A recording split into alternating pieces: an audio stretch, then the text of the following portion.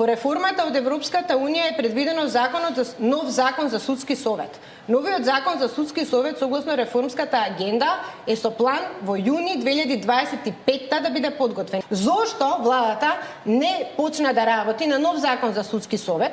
Има тамо децидни препораки каде треба да го промениме законот, и потоа, по новиот закон, да седнеме и да го реформираме и судскиот совет и начинот на именување на судиите. Не е идејата тоа. Идејата е апсолутно узурпација на правосудниот систем по клучот и принципот на владењето на ДПМН.